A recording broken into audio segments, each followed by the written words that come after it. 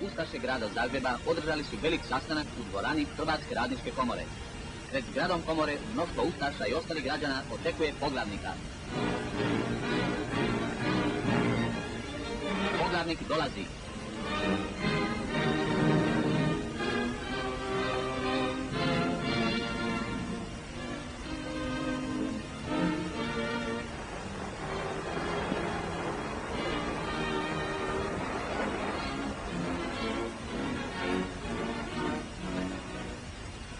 Povjerenik glavnog ustaškog stana očuvati i izgraditi nezavisnu državu Hrvatsku.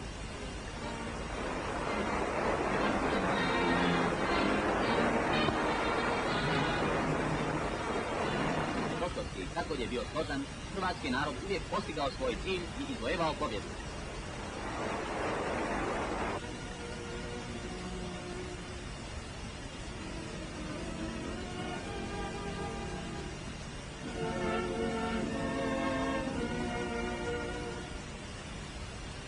Nakon ovog velikog sastanka nastavile su se manifestacije poglavniku koji se pješke uputio prema svome dvoru.